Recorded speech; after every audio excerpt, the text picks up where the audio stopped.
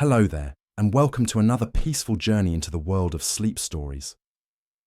Tonight, we're traveling to ancient Japan, where the mist hangs low over rice paddies and the mountains stand like gentle guardians against the sky. In this tranquil landscape, we'll discover a tale that has been whispered from generation to generation. A story that speaks of love, sacrifice, and the mysteries that dwell between the mortal world and the realm of spirits. Our story tonight is called The Crane Wife, and it unfolds like the softest silk, weaving together threads of wonder and heartache that will carry you gently into your dreams. As we begin, let yourself settle more deeply into your pillows, allowing your breathing to slow and deepen with each word. Long ago, in a small village nestled between rolling hills and whispering bamboo groves, there lived a poor but kind-hearted man named Karoku. He was a weaver by trade, spending his days at his wooden loom, creating simple cloth that he would sell at the village market. Though his life was humble, Karoku found joy in the rhythm of his work. The steady back and forth of the shuttle, the gentle clicking of the loom that seemed to echo the heartbeat of the earth itself. Karoku's cottage sat at the edge of the village, where the cultivated fields gave way to wild meadows and ancient forests. It was a modest home, with paper screens that filtered the morning light into soft, golden patterns on the tatami mats. A small garden grew beside his doorway, where he tended vegetables and a few precious flowers that bloomed in quiet beauty. Though Karoku was well liked in the village for his gentle nature and honest dealings, he lived alone. The matchmakers had tried over the years to arrange suitable marriages, but somehow none had come to pass. Perhaps it was his modest circumstances, or perhaps it was simply that fate had other plans for him. Whatever the reason, Karoku had accepted his solitary life with grace, finding companionship in his work and in the changing seasons that painted the landscape around his home. One particularly harsh winter, when the snow fell thick and heavy for weeks on end, Karoku found himself struggling more than usual. The cold made his fingers stiff, slowing his weaving, and few villagers had money to spare for new cloth when they were focused on staying warm and fed.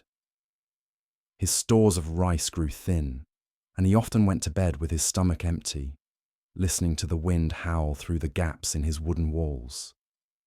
It was during this difficult time that Karoku's life changed forever. One evening, as the sun was setting behind the mountains and painting the snow-covered landscape in shades of purple and gold, he heard a sound that made him pause at his loom. It was a cry of distress, sharp and piercing, coming from somewhere beyond his garden. Setting down his shuttle, Karoku wrapped his thin winter coat around his shoulders and stepped outside into the bitter cold.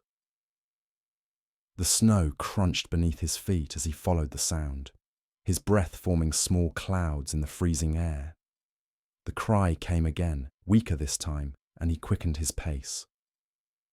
There, at the edge of the frozen pond that bordered his property, Karoku discovered the source of the distress.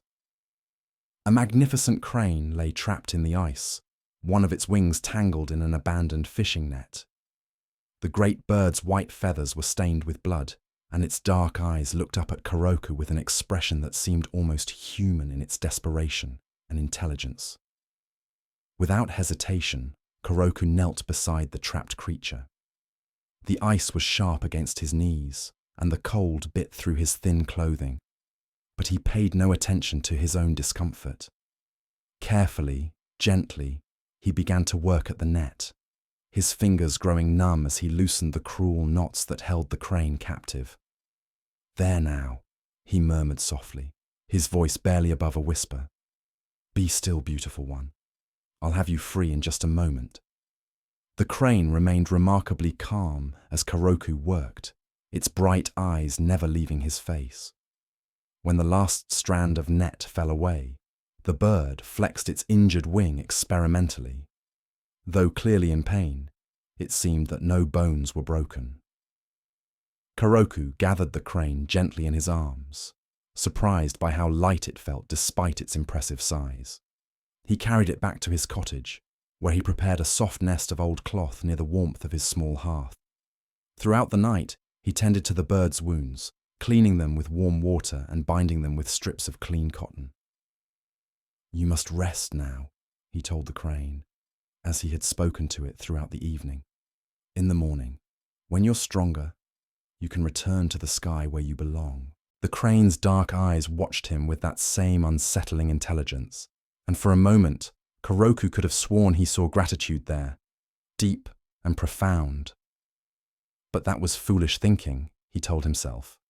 It was only a bird after all, however beautiful and majestic. For 3 days, Koroku cared for the injured crane. He shared his meager portions of rice, he changed its bandages, and he spoke to it gently as he went about his daily tasks. The bird grew stronger each day, and on the 4th morning, it stood and stretched its great wings, testing their strength. Koroku opened the door of his cottage and stepped aside. "You're healed now," he said, though he found himself strangely reluctant to see the beautiful creature go. "The sky is calling you." The crane walked slowly to the threshold, then turned back to look at Koroku one last time. For a long moment, they regarded each other in silence. Then, with a sound that might have been gratitude or farewell, the crane spread its wings and launched itself into the morning air. Koroku watched until the white form disappeared into the distance, becoming one with the clouds. Then, with a small sigh, he returned to his loom and his solitary life. But fate, it seemed, was not finished with Koroku. 3 nights later, as the wind howled outside his cottage and the snow continued to fall, Koroku heard a gentle tapping at his door. He set down his evening bowl of thin soup and wondered who could be travelling on such a terrible night. When he slid open the door, he found a young woman standing in the swirling snow. She was the most beautiful person he had ever seen, with long black hair that seemed to shimmer in the lamplight and eyes that held depths like still water. Her skin was pale as moonlight, and she wore a simple white kimono that somehow remained unstained by the storm. "Please," she said, her voice soft as falling snow, "I have lost my way in the storm. Might I shelter here until morning?" Koroku's heart stuttered in his chest. "Of course," he managed to say, stepping aside to let her enter. "Please, come in from the cold." The woman bowed gracefully and entered his humble cottage. As she removed her sandals, Koroku noticed that her feet were small and delicate, and that she moved with an almost otherworldly grace. "I am called Tsuru," she said, settling herself beside his small fire. "I am grateful for your kindness, good sir." "I am Koroku," he replied, suddenly aware of how poor his cottage must appear to such an elegant visitor. "I fear I have little to offer you, but you are welcome to share what I have." Tsuru smiled, and it was like the sun breaking through winter clouds. "Your kindness is gift enough," she said, "but tell me, why do you live alone in this lonely place?" As the wind continued to rage outside, Koroku found himself telling this mysterious woman about his life.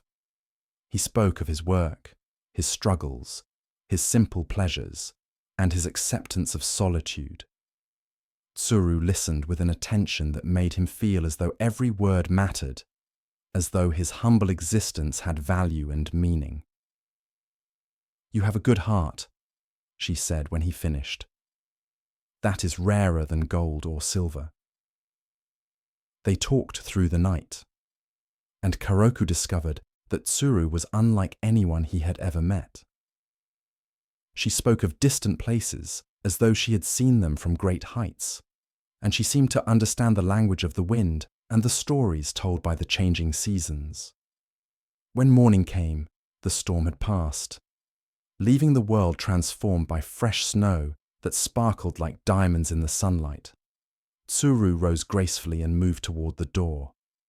"Thank you for your shelter," she said, I will not forget your kindness."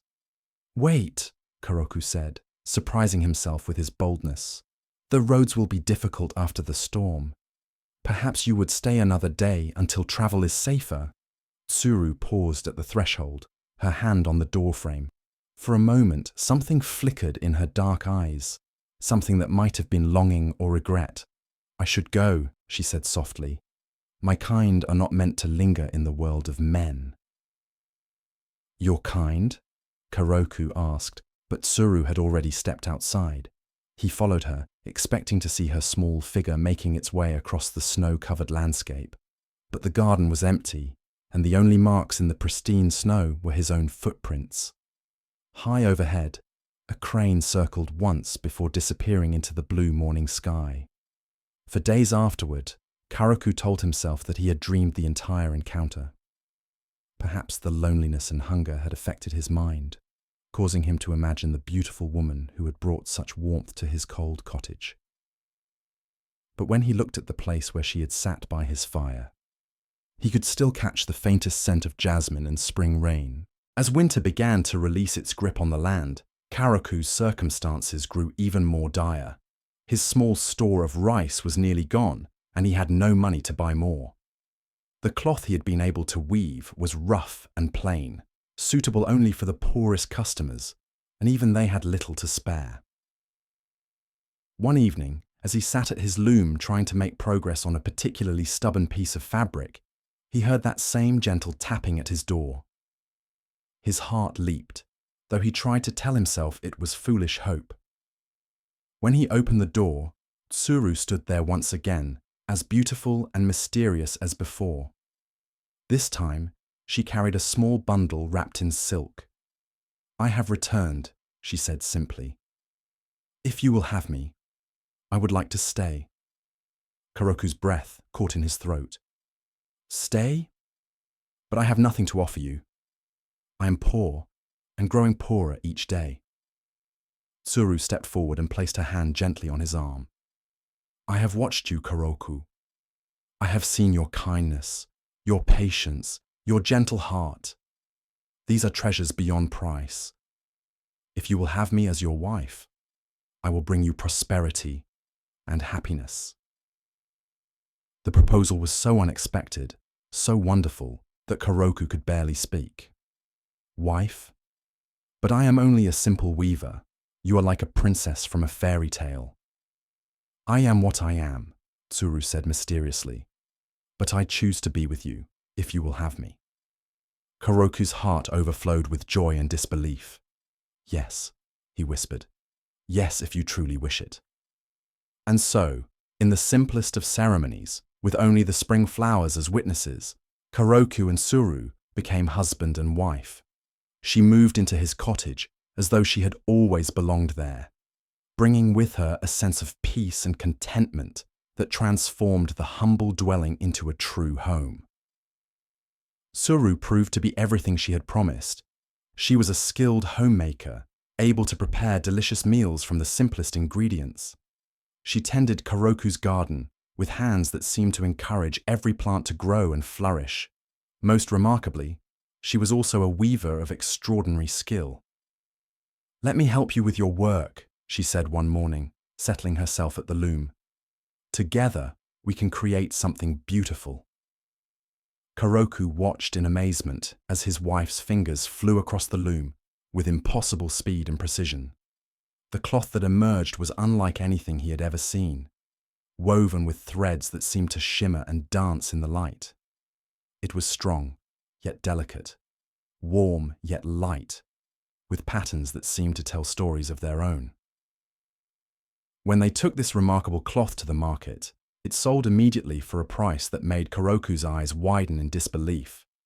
Soon, wealthy merchants were traveling from distant cities to purchase Tsuru's cloth, and for the first time in his life, Karoku knew what it meant to have plenty. But the greatest treasure was not the prosperity that Tsuru brought to their household. It was the love that grew between them, gentle and deep as the roots of the ancient trees that surrounded their home.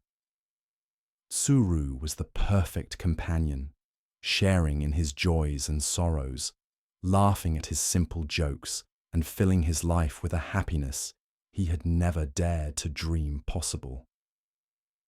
There was only one thing that puzzled Koroku about his wonderful wife. Sometimes, late at night, he would wake to find her side of the bed empty. He would hear the soft sound of the loom from the next room, the gentle rhythm continuing until dawn. When he asked her about these nocturnal weaving sessions, Tsuru would only smile mysteriously. "I work better in the quiet hours," she would say. "The night speaks to me, and I can hear the patterns that want to be born." Koroku accepted this explanation as he accepted all of Tsuru's little mysteries. After all, what did it matter when she chose to work, as long as she was happy and they prospered together? But as the months passed, Koroku began to notice changes in his wife.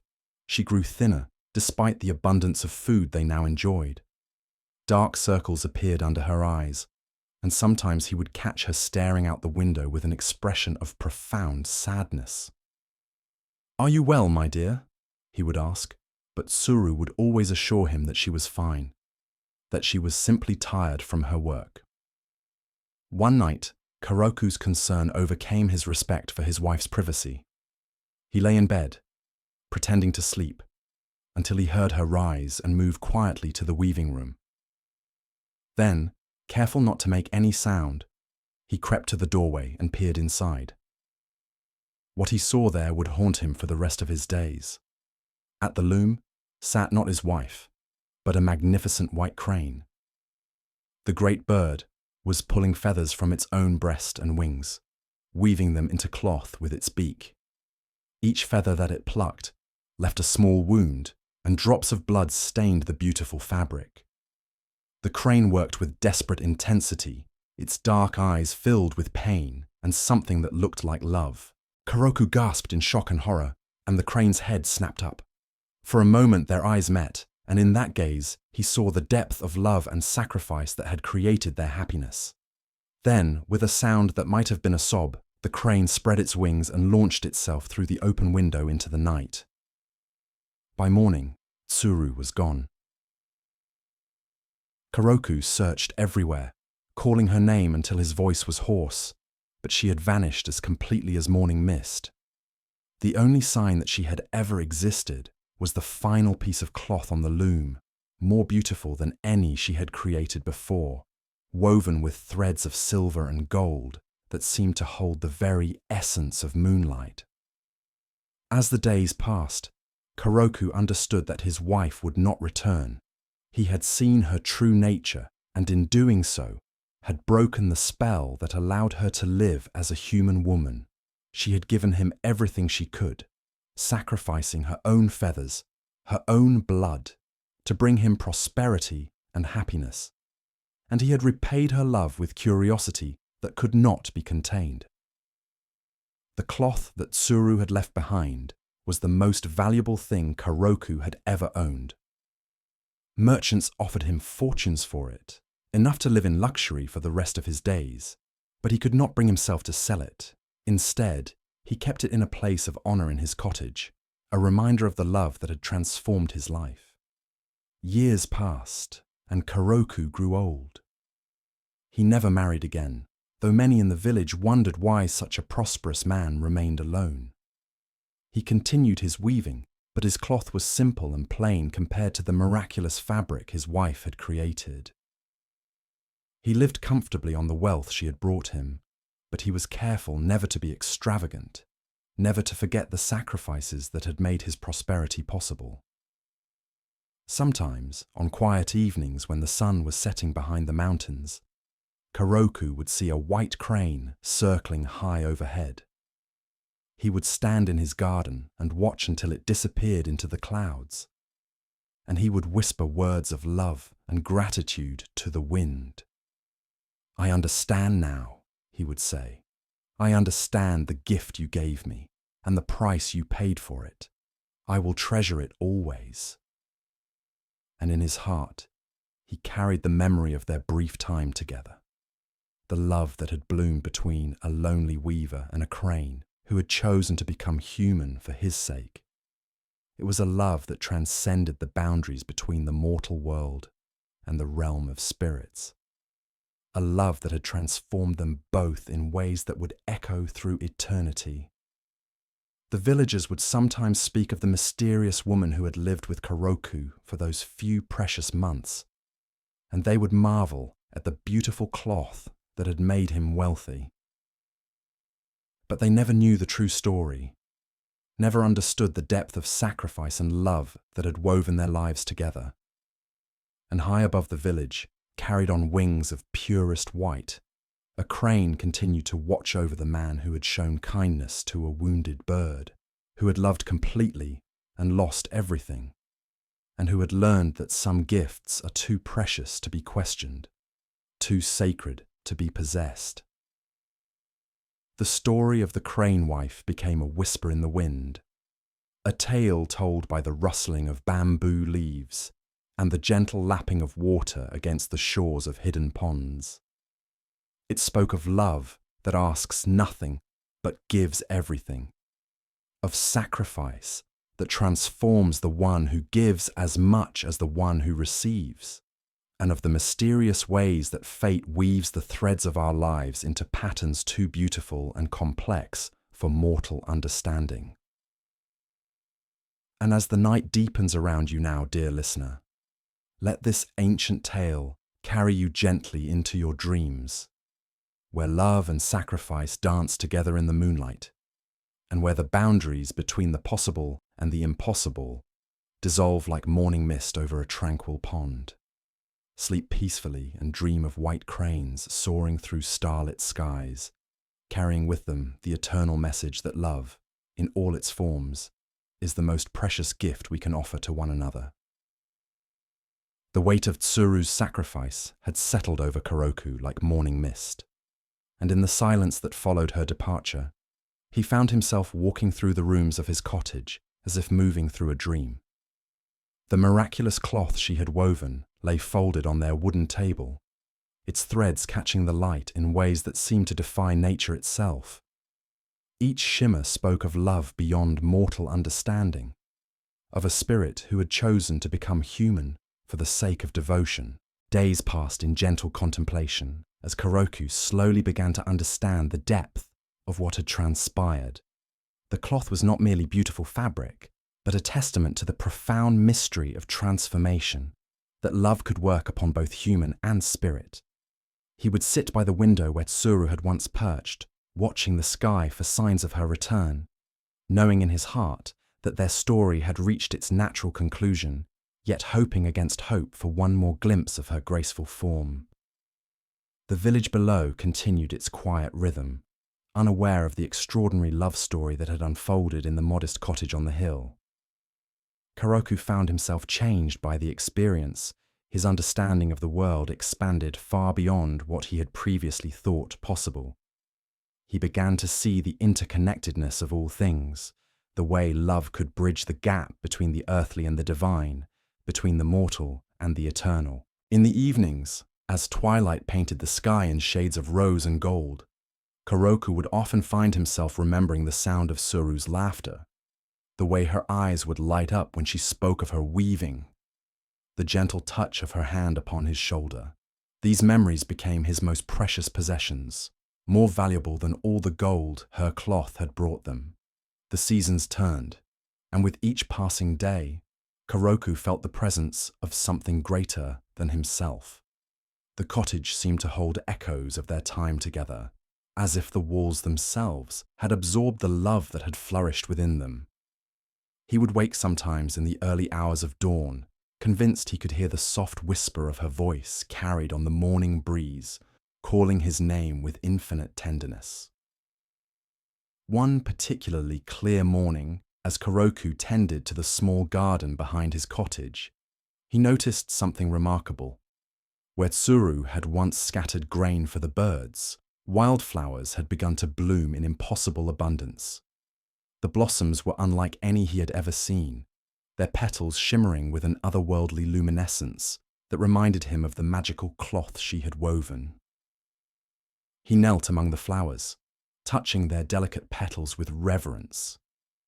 understanding that this was perhaps her way of telling him that love, once given freely, continues to bloom long after the giver has departed. The villagers began to notice changes in Koroku as well. Where once he had been kind, but somewhat reserved, he now possessed a depth of compassion that seemed to touch everyone he encountered. His eyes held a wisdom that spoke of having glimpsed something beyond the ordinary world, and his words carried a gentleness that soothed troubled hearts. Children would seek him out for stories, and he would tell them tales of kindness and transformation, of the magic that exists in the everyday world for those who have eyes to see it. As the months passed, Koroku found himself becoming a keeper of stories, not just his own, but those of others who had experienced the touch of the mysterious and the divine. He understood now that his love for Tsuru had been part of a much larger tapestry, one that connected all beings in an intricate web of compassion and understanding. The cloth she had left behind became not just a reminder of their love, but a symbol of the eternal nature of true affection, which transforms both giver and receiver in ways that echo through eternity. In the quiet moments before sleep, Koroku would sometimes feel a presence beside him, as gentle as the brush of wings against his cheek. He would smile then, knowing that while Tsuru had returned to her true form, the love they had shared continued to exist in a realm beyond the physical, a place where crane and human, spirit and mortal could meet in perfect understanding. The cottage on the hill became a place of pilgrimage for those seeking to understand the mysteries of love and sacrifice. Koroku welcomed all who came, sharing his story with those who were ready to hear it, understanding that his experience was meant to be a gift, not just to him, but to all who yearn to believe in the transformative power of love. And in the telling and retelling of their story, the love between Koroku and Tsuru became immortal, a beacon of hope for all who sought to understand the true nature of devotion. Years passed like the gentle turning of seasons, and as time wove its tapestry through the village, the story of Tsuru and Koroku became something more than memory. It became legend, whispered from mother to daughter, from weaver to weaver, carried on the wind that rustled through the bamboo groves and echoed in the calls of cranes flying overhead. In the small house where Koroku had once lived with his beloved, neighbours would sometimes speak of seeing a figure in the early morning mist, tending to a garden that seemed to bloom with impossible beauty. The roses there grew larger and more fragrant than any others in the village, their petals catching dewdrops like captured starlight. Some said it was Koroku himself, now aged and weathered, but still caring for the flowers Tsuru had loved. Others whispered that on certain evenings, when the moon was full and the air carried the scent of jasmine, two figures could be glimpsed moving through the garden together, one tall and gentle, the other graceful as a dancer.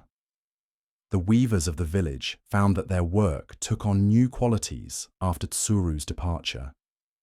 Their threads seemed to catch the light differently, and patterns emerged beneath their fingers that they had never learned but somehow knew. The cloth they created carried within it a warmth that lasted through the harshest winters, a softness that comforted the sick, and a beauty that spoke of love beyond the boundaries of the mortal world. Children would gather around the old storytellers on winter evenings, their eyes wide with wonder as they heard tell of the crane wife who had loved so deeply that she had given her very essence to create beauty. They learned that love was not always about holding tight, but sometimes about letting go. They discovered that the greatest gifts often came through sacrifice, and that true beauty was born from the willingness to give of oneself completely. As the seasons turned and the years flowed like water over smooth stones, the village itself seemed to change. The people grew kinder, more attentive to the needs of others. They began to notice the small acts of love that happened every day. the quiet sacrifices made without expectation of reward. A mother staying up all night to tend a fevered child, a neighbour sharing the last of their winter stores, an elderly man teaching young ones the old songs so they would not be forgotten. The story of Tsuru and Karoku became a mirror in which the villagers could see their own capacity for love and sacrifice. It reminded them that every act of kindness, every moment of putting another's needs before their own, was a thread in the great tapestry of human connection that bound them all together. In the temple on the hill, the monks would speak of the crane wife as an example of perfect compassion, of love that transcended the boundaries between species, between earth and sky, between the mortal and the divine. They taught that Tsuru's gift to Karoku was not just the beautiful cloth she had woven, but the transformation of his heart, the opening of his eyes to the sacred nature of all beings. The story spread beyond the village, carried by travelling merchants and wandering priests to distant provinces. In each place it took root, it grew slightly different, adapted to local customs and beliefs, yet always maintaining its essential truth about the nature of love and sacrifice. Some versions spoke of a swan maiden, others of a fox spirit, but all carried the same message about the transformative power of selfless love. Years turned to decades, and those who had known Karoku personally grew old and passed into memory themselves. But the story lived on, growing richer with each telling, gaining new layers of meaning as it was passed from one generation to the next. It became a comfort to those who had lost loved ones, a reminder that love transcends death and separation. It offered hope to those who felt alone, showing them that acts of kindness could create connections that lasted beyond a single lifetime. In the mountains where the cranes nested, it was said that their songs grew more beautiful after Tsuru's sacrifice. Their voices carried a new note, a sound that spoke of love and loss and the eternal cycle of giving and receiving. Hunters would sometimes pause in their tracks, moved to tears by the haunting beauty of the crane songs, and many would return home having decided to lay down their bows forever. The cloth that Tsuru had woven with her own feathers and blood became a sacred relic, passed down through generations as a symbol of perfect love. Those who were privileged to see it spoke of its extraordinary beauty, how it seemed to glow with an inner light, how touching it brought visions of soaring through endless skies and feeling the wind beneath outstretched wings. And in the quiet moments of dawn and dusk, when the world held its breath between day and night, sensitive souls would sometimes catch a glimpse of two figures walking together through the misty fields, one tall and bent with age, but still strong, the other moving with the fluid grace of a dancer, their forms shimmering at the edges, as if they existed in both worlds at once. The story of the crane wife became a bridge between the world of humans and the realm of spirits, a reminder that love was the force that connected all living things. It taught that true beauty came not from perfection, but from the willingness to be vulnerable, to give of oneself without reservation, to love so completely that the boundaries between self and other began to dissolve. As the tale was told and retold through the generations, it evolved into something more than a simple story of love and loss. It became a teaching about the nature of existence itself, about the interconnectedness of all beings, about the way that acts of love and sacrifice ripple outward through time and space, touching lives in ways that can never be fully measured or understood. And so the legend of Tsuru and Karoku lived on, a testament to the eternal power of love to transform, to transcend, and to create beauty from the most profound depths of sacrifice and devotion. As twilight deepened around the ancient estate, Tsuru found herself caught between two worlds, the mortal realm where she had discovered profound love, and the ethereal domain of her true nature calling her home. The weight of her deception grew heavier with each passing day. yet the tenderness in Koroku's eyes whenever he looked upon her made her heart flutter like wings against a gentle breeze. The cloth she wove had become more than mere fabric. It was a tapestry of their shared moments, each thread infused with the essence of their growing bond. In the quiet hours before dawn, when Koroku still slept peacefully, Tsuru would sit by the window and watch the mist rise from the distant mountains, wondering how long she could maintain this delicate balance between truth and love. Her transformations had become more frequent, more necessary.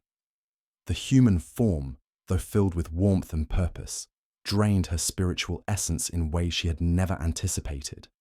Sometimes when Koroku was away tending to his small garden or visiting the village market, she would allow herself to return to her crane form, stretching her magnificent wings and feeling the ancient power flow through her feathers like liquid moonlight.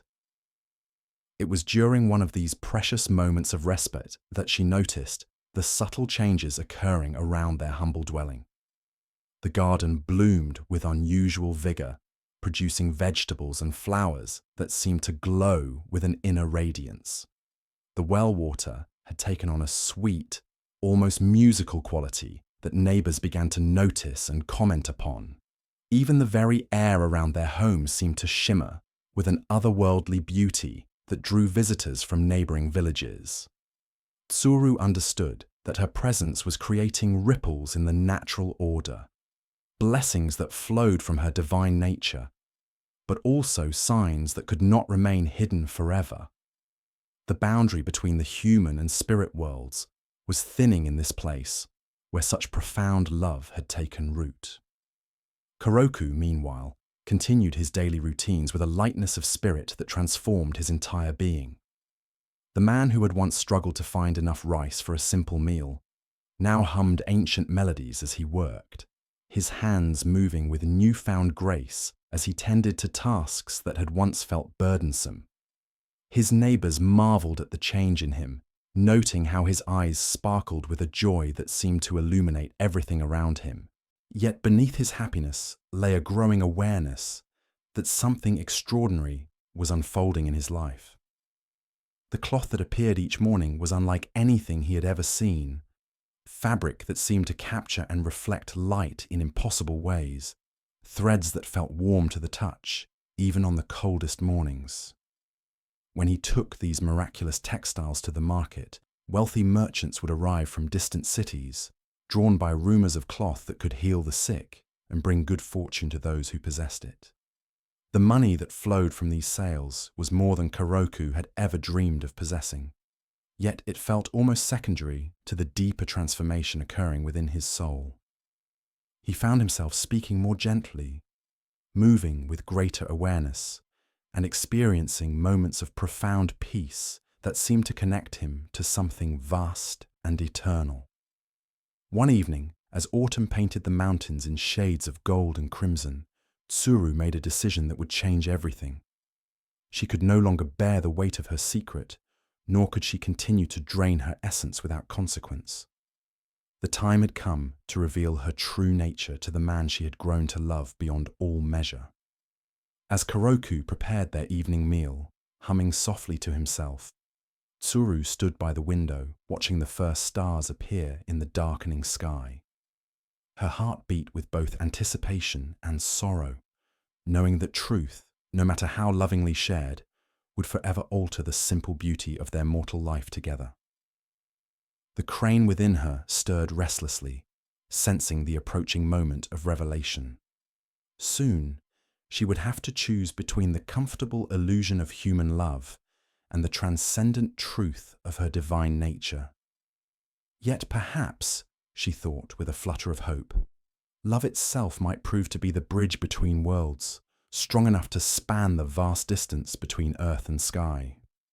The evening air carried the scent of pine and distant snow, while somewhere in the gathering darkness, the ancient spirits of the mountains watched and waited, knowing that this night would mark the beginning of a transformation that would echo through generations of storytellers to come. As the seasons of love and sacrifice intertwined like threads in her loom, Tsuru made her final preparations. Each morning brought her closer to the moment when she would no longer be able to hide the truth from Koroku, and each evening found her weaving with renewed purpose, knowing that her time in human form was drawing to a close. The transformation had been gradual, so subtle that Koroku hadn't noticed at first. But now, as winter deepened around their small home, even he could see the changes. Tsuru's once lustrous black hair had begun to show streaks of silver, and her skin had taken on an almost translucent quality, as if she were slowly becoming something ethereal, something not quite of this world. She had grown thinner, yes, but there was something else, a lightness about her, as if she might float away at any moment. When she moved through their home, her feet seemed to barely touch the ground, and sometimes, in the corner of his eye, Koroku thought he glimpsed the shadow of great wings following her movements.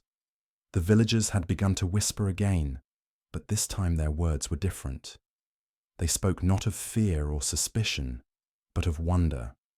The cloth that Tsuru wove had become legendary, sought after by merchants from distant cities who offered prices that seemed impossible. Yet Tsuru continued to work through the nights, her fingers moving with supernatural grace across the loom, creating patterns that seemed to capture the very essence of moonlight and starshine. Koroku found himself watching her more carefully now, noting the way she would pause sometimes in her work, her head tilted as if listening to sounds only she could hear. He saw how she would stand at their window in the pre-dawn hours, gazing up at the sky with an expression of such profound longing that it made his heart ache. One evening, as snow fell softly outside their window, Tsuru set down her shuttle and turned to face him. The firelight caught the silver in her hair, making it gleam like spun moonbeams, and her eyes held depths that seemed to reflect eternity itself. "Koroku," she said, her voice carrying a music that hadn't been there before, a sound like wind through reeds, like water over stones. "There is something I must tell you, something I have carried in my heart since the moment we first met." He set aside the wood he had been carving and gave her his full attention, though something in her tone made his chest tighten with apprehension.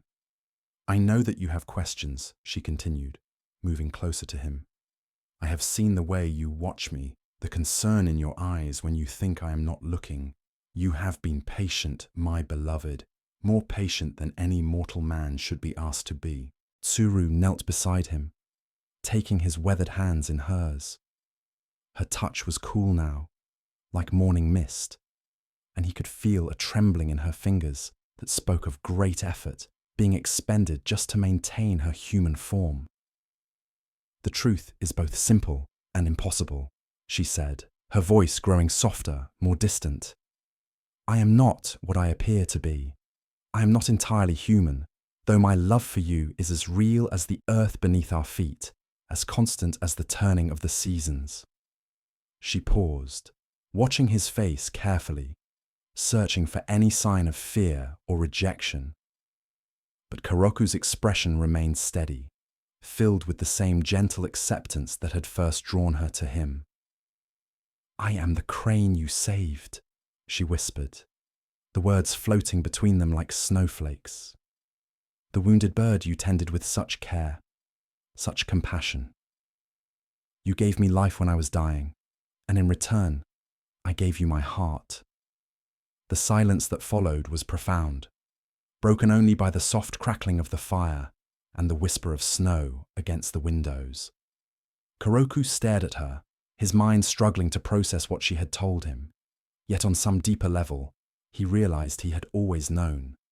The signs had been there all along, in the way she moved, the way she seemed to understand the language of the wind, the way she could work magic with her hands. "You are not afraid," she observed, wonder coloring her voice. "No," he said quietly, reaching up to touch her face with infinite tenderness. "I am not afraid. I am grateful. Grateful that you chose to stay with me. Grateful for every moment we have shared." Tears began to fall from Tsuru's eyes, but they were not tears of sadness. They were tears of relief, of joy, of a love so pure and complete that it transcended the boundaries between worlds. But there is more, she continued, her voice breaking slightly. The magic that allowed me to take human form, it is not permanent. It requires constant renewal, constant sacrifice. Each night, I have been weaving with my own feathers, using my very essence to maintain this form, to stay with you. She gestured toward the loom, where the latest length of cloth gleamed in the firelight. Every thread contains a part of me, a piece of my true self. I have been giving myself to you, to our life together, one feather at a time. Kuroku's eyes widened as understanding dawned. That is why you have grown thin, why you seem to be fading. Yes, she whispered, and I cannot continue much longer. My true form calls to me, growing stronger with each passing day. Soon I must choose between remaining here and losing myself entirely, or returning to the sky and leaving you behind. The weight of her words settled over them like a heavy blanket. Kuroku felt his heart breaking, not from the revelation of what she was, but from the knowledge that he might lose her. "What if I asked you to stay?" he said, his voice rough with emotion. "What if I begged you to keep weaving, to keep sacrificing yourself for our love?" Tsuru's smile was heartbreakingly beautiful. "Then I would stay, until there was nothing left of me, but memory and shadow. That is how much I love you, Kuroku. I would give everything, even my very existence, to remain by your side. And that is exactly why I cannot ask it of you," he replied, his voice filled with a strength that surprised them both.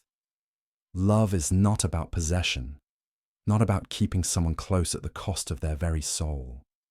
Love is about wanting the best for the other person, even when it means letting them go. He stood and moved to the window, gazing out at the snow-covered landscape. In the distance, he could see the outline of mountains against the starlit sky, and for a moment, he imagined what it would be like to soar above those peaks, to feel the wind beneath his wings, to know the freedom of the endless sky. "You were never meant to be caged," he said, turning back to her.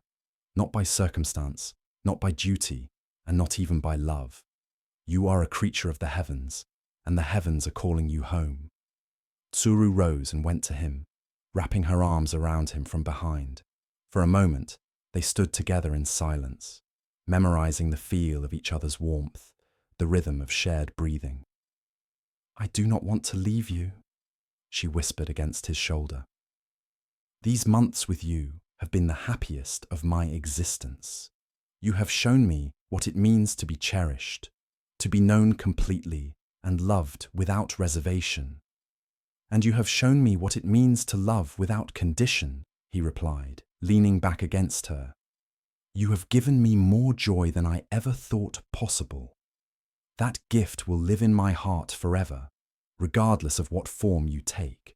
They spent the night talking, sharing stories and dreams, speaking of the future they had imagined together and the future that now stretched before them, uncertain but not without hope.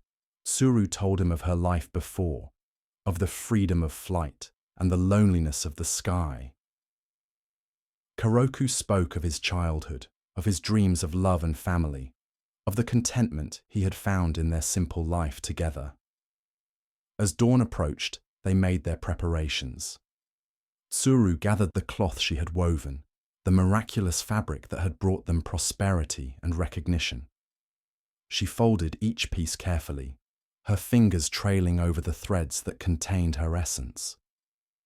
"I want you to have these," she said, placing them in his hands. "Not to sell, but to remember. Each thread holds a part of my love for you, a piece of the happiness we shared." Kuroku accepted the gift with reverence, understanding the true value of what she was giving him. These were not merely beautiful textiles, but physical manifestations of their love, tangible proof that their time together had been real and meaningful. As the sun began to rise, painting the sky in shades of gold and rose, Tsuru stepped outside into the crisp morning air. The snow crunched softly beneath her feet, and her breath formed small clouds in the cold. "Will I see you again?" Koroku asked, though he already knew the answer. "Perhaps," she said, her form beginning to shimmer and blur at the edges. "When the cranes fly south in autumn, when you see them calling to each other across the sky, know that I am among them. Know that I carry your love with me always." The transformation began slowly, like a flower opening in reverse. Her human form seemed to dissolve and reshape itself, feathers emerging from her skin like silver flames. Her dark eyes remained the same, filled with love and sadness and infinite gratitude. Within moments, where Tsuru had stood, a magnificent crane spread its wings to catch the morning light. The bird was beautiful beyond description, its feathers gleaming like polished metal, its neck graceful and proud. For a long moment, the crane looked at Koroku, and he saw in its eyes the same love, the same deep understanding that had characterized their human relationship. Then, with a cry that sounded like both farewell and promise, the crane launched itself into the sky. Koroku watched until the bird disappeared into the blue vastness above, becoming first a speck, then a memory. The silence that followed was profound, but it was not empty. It was filled with the echoes of love, the resonance of a connection that transcended physical form. In the days that followed, Koroku found that his grief was tempered by gratitude. Yes, he missed Tsuru terribly, missed her gentle presence and her quiet wisdom, but he also carried within him the knowledge that he had been blessed with a love so pure and selfless that it had transformed both of them. He continued to live in their small home, tending his garden and his simple needs. The cloth that Tsuru had woven brought him enough income to live comfortably, though he never sold a single piece. Instead, he kept them as she had asked, as reminders of their time together. Sometimes, in the evenings, he would take out one of the lengths of fabric and hold it up to the light, marveling at the way it seemed to capture and reflect the beauty of the world around them. In those moments, he felt Tsuru's presence as surely as if she were standing beside him.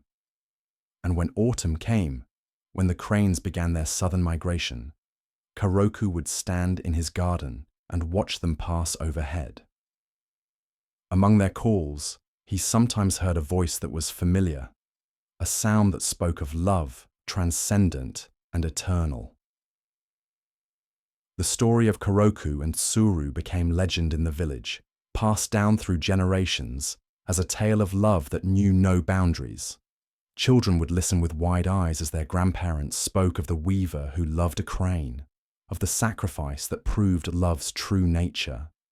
But for Koroku, it was never just a story. It was a lived truth, a testament to the power of love to transform and transcend, to bridge the gap between different worlds and different ways of being. In loving Tsuru, he had learned that true love seeks not to possess, but to cherish, not to bind, but to free. And in the quiet moments of his later years, when the weight of memory grew heavy and the longing for reunion grew strong, Koroku would remember Tsuru's final gift to him. She had shown him that love, in its truest form, is not diminished by separation or changed by transformation. It simply is, eternal and unchanging, a force that connects all things across time and space. The crane wife's love lived on, woven into the very fabric of existence, a reminder that some bonds are too strong to be broken by the mere changing of forms. In the end, Koroku understood that he had not lost Tsuru at all. He had simply learned to love her in a new way, to find her presence in the wind and the sky, in the changing of the seasons and the eternal dance of earth and heaven. And so, the story ends as it began, with love as the bridge between worlds, with sacrifice as the ultimate expression of devotion, and with the understanding that some gifts are too precious to be kept, too beautiful to be caged, and too true to be forgotten. Sleep now, and dream of love that soars beyond the boundaries of form, of devotion that transcends the limitations of flesh, and of the eternal dance between earth and sky, between the mortal and the divine, between the love that holds on and the love that lets go.